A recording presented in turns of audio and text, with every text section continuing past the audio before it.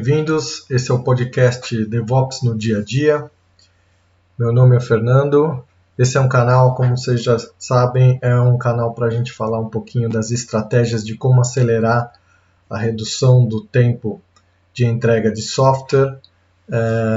E aqui no episódio de hoje a gente vai falar sobre um dos temas que, mesmo com o avanço de cloud, né, a gente vê em muitas empresas ainda a gente ter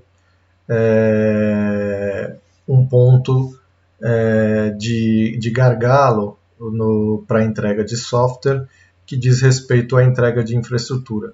Muito já se tem feito com o avanço de cloud. Muitas empresas estão experimentando essa nova tecnologia de migração das aplicações para a infraestrutura de nuvem, mas o fato é que uma migração como essa ela não é feita de uma hora para outra. Então existem muitos projetos piloto que são conduzidos para fazer essa migração, para tomar conhecimento de quais são os benefícios que o impacto de um ambiente de nuvem pode trazer, mas principalmente pelo lado da automação, né?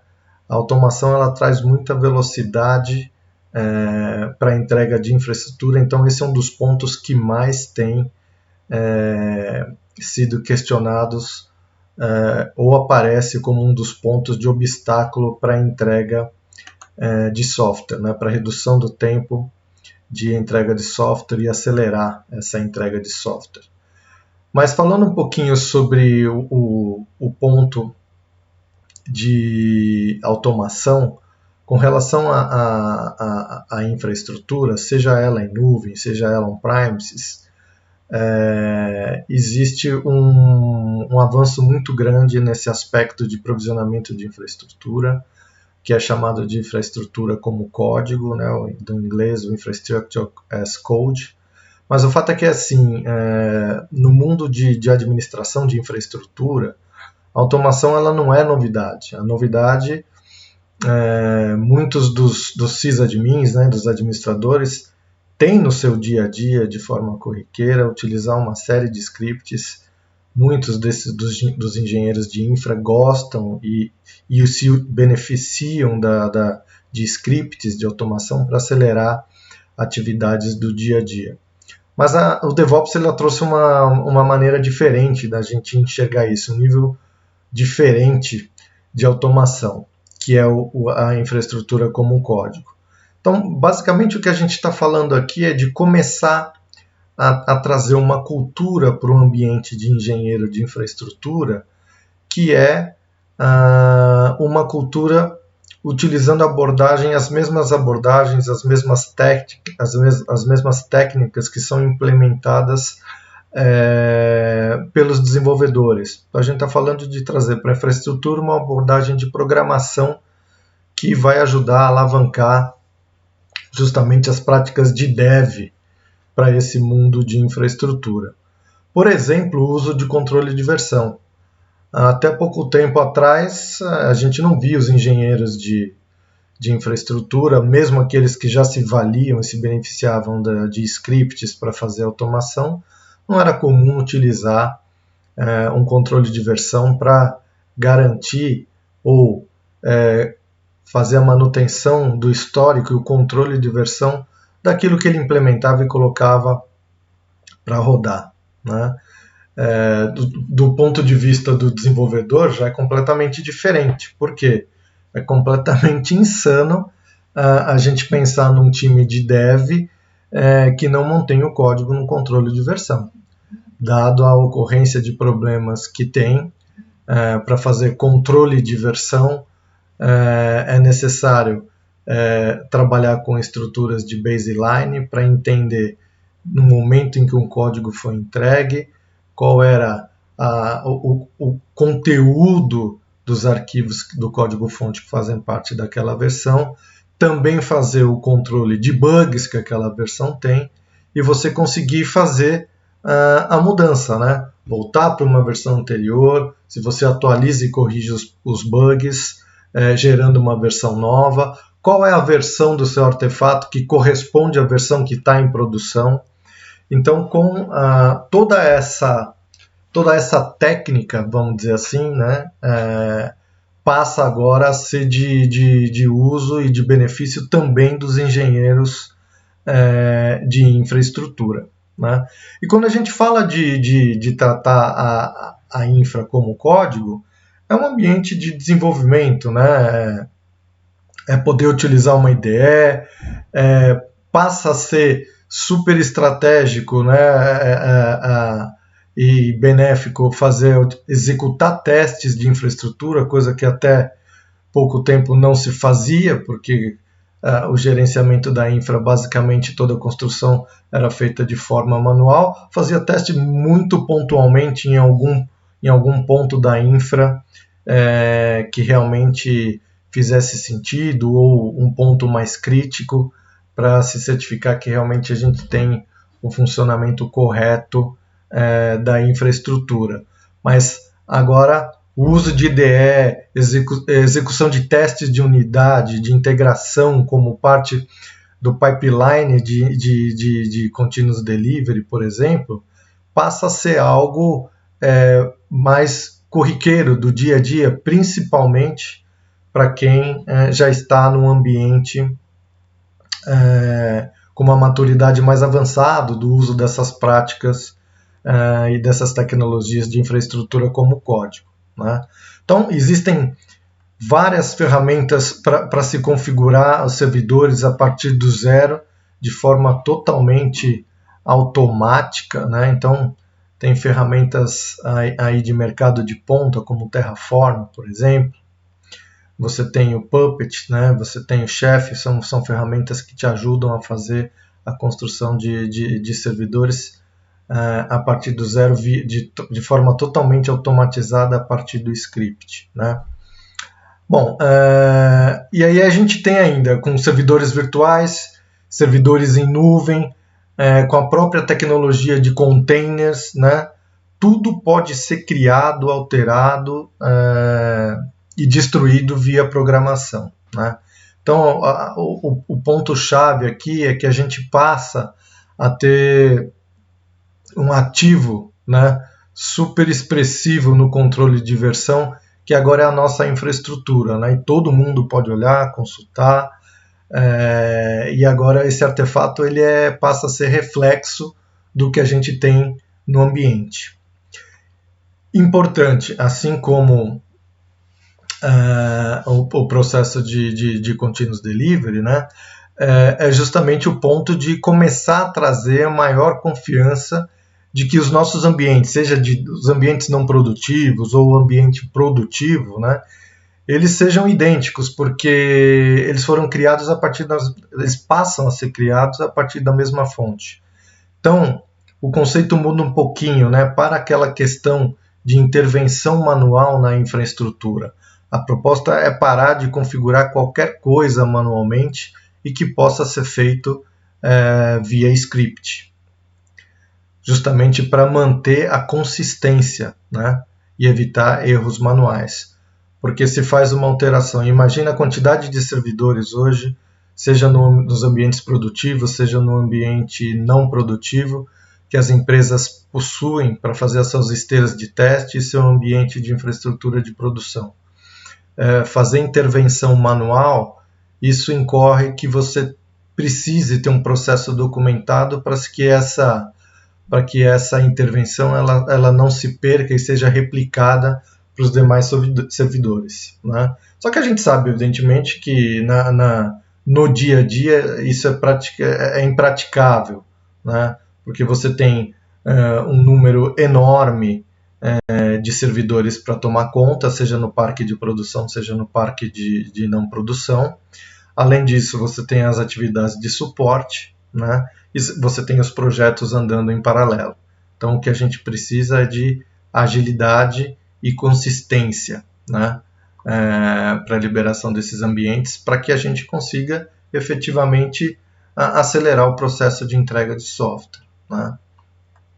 Então, agora, colocando a infraestrutura dentro do controle de versão, a gente pode fazer a execução via pipeline de CI, CD, testar e em seguida implantar. E fazer isso parte da esteira, né? Eu posso fazer o provisioning da infra no meu pipeline. Primeira coisa que eu faço é fazer o provisioning da infra e na sequência a gente testa a infra e na sequência a gente instala a aplicação, o sistema, e testa a aplicação e segue com o pipeline, né? Mas se a gente olhar para um cenário, para exemplificar ainda mais a necessidade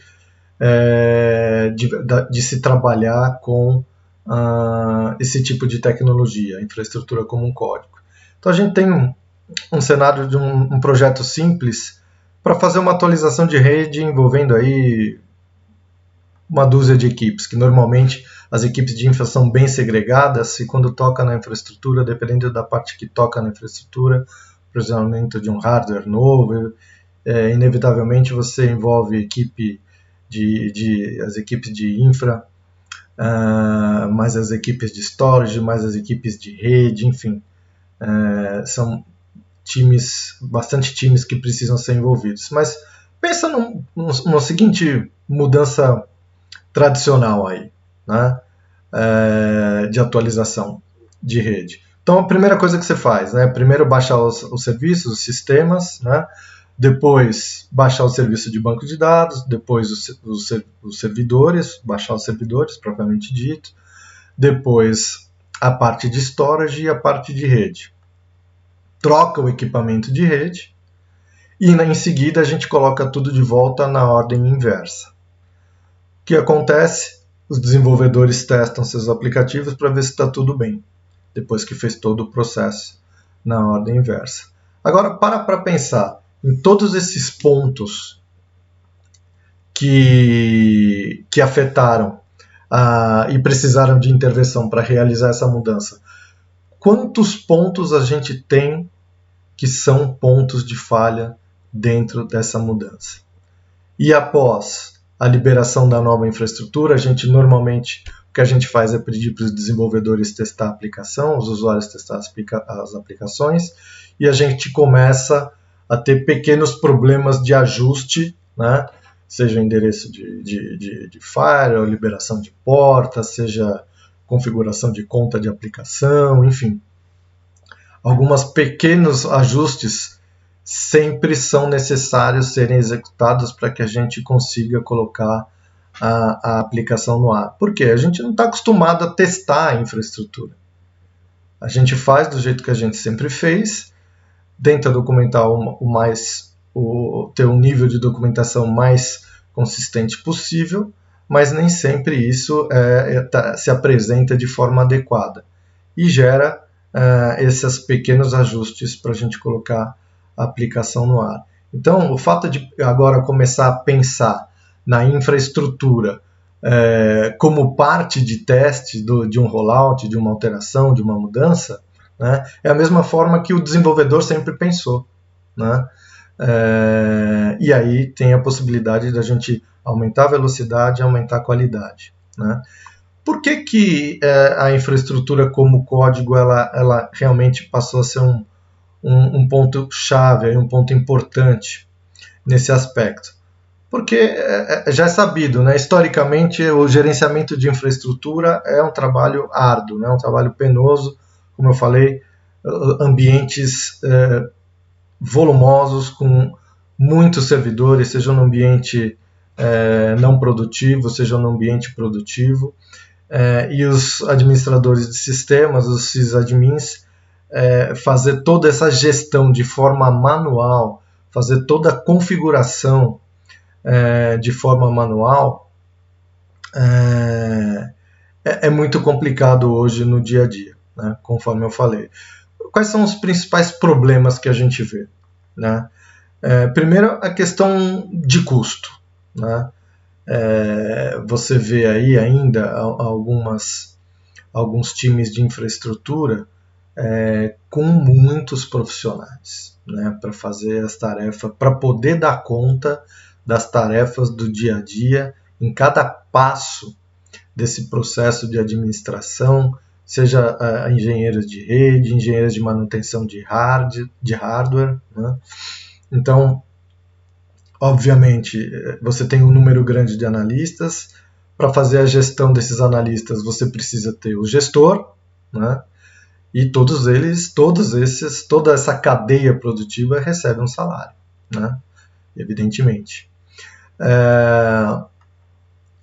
Então já dá para a gente imaginar, né, o valor que fica, principalmente o custo de um data center, né, envolvendo tudo isso que a gente está falando. Outro ponto que a gente deve considerar, que sempre aparece, é a escalabilidade e disponibilidade, né, que sempre incorre, o que vem à tona é a velocidade, né, ou seja, a concorrência desses analistas em atividades manuais de configuração versus a quantidade de máquinas, versus as atividades de suporte, versus as atividades de projeto e manter os servidores no ar, né? Outro ponto importante é a questão da inconsistência. Se a gente tem muita gente envolvida no deploy de configuração, fatalmente a gente vai ter discrepância e isso é inevitável, tá? O mesmo servidor com configuração, a mesma esteira de servidores tratando de um conjunto de aplicações com parâmetros, com configurações diferentes, né? Então, partindo desses itens que eu comentei aqui, é realmente desafiador a gente trabalhar com aceleração do tempo de entrega de software, né? Mas os benefícios que a infraestrutura como código traz é justamente a velocidade. Então, através da infraestrutura como código, a gente tem a possibilidade de provisionar uma infraestrutura de forma muito rápida a partir de script. A gente pode fazer isso para qualquer ambiente, de desenvolvimento à produção, passando pelos ambientes de QA, passando pelos ambientes de User Acceptance Test, né, UAT, né. Isso traz mais consistência, porque o processo manual ele incorre em erro, né.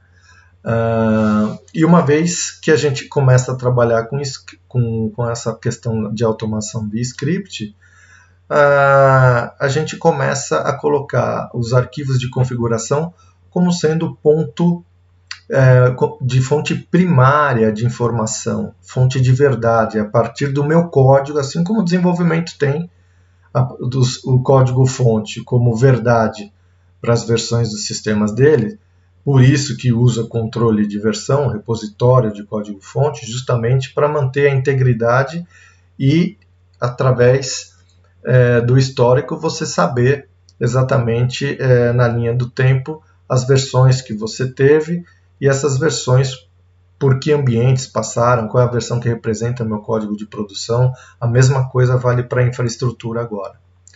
A responsabilidade. Se eu tenho muita gente metendo a mão na infraestrutura, fica difícil de rastrear no dia a dia o controle de mudança, etc. Quem fez o quê? É um processo de gestão manual, task a task, por exemplo, usando práticas do ART como gestão de mudança. Mas quando você tem um provisionamento a partir de script e com o código-fonte gerido a partir de um repositório, você tem de forma bem fácil a auditoria de quem mexeu no código-fonte. E um dos pontos que acaba refletindo é justamente trazer mais eficiência para o ciclo de desenvolvimento de software.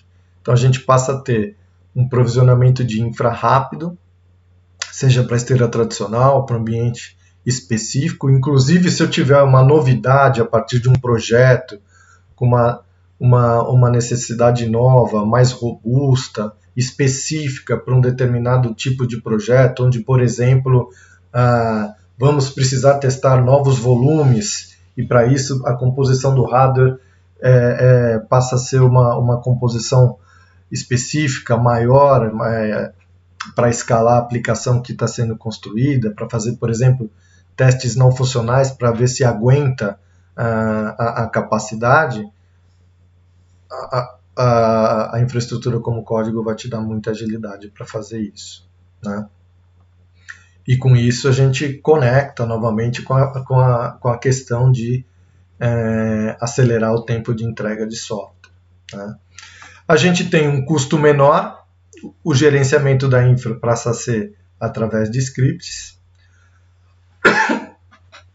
Então, se você tem uma automação com infraestrutura como código e ainda fazendo tanto on-premises e se quiser fazer uma combinação com nuvem, mas pensando nos recursos, na utilização dos recursos de forma bem planejada, então você tem um melhor dos mundos aí, um mix de baixar o custo com uma aceleração grande de provisionamento de infraestrutura.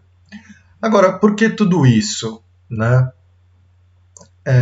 O ponto é que nos dias de hoje, a cada dia que passa, a complexidade ela só aumenta, né? Hoje, com a complexidade que a gente tem nos nossos sistemas distribuídos, arquitetura de microserviço, virtualização, nuvem, container, tentar acompanhar manualmente, né, manter o modelo tradicional de alguns anos para se trabalhar nos dias de hoje é ineficiente e praticamente impossível, né? É pedir para ter problema, é aquilo que eu falei, vai precisar de uma quantidade de analistas grande, né? Ao contrário em que a gente vê aí empresas que, ao adotarem esse mix de infraestrutura como código on-premises e também já pensando em fazer migração de nuvem, conseguem dar conta das atividades, né, após a curva de aprendizado, com contingente com um custo muito menor, né, com contingente de pessoas e custo muito menor.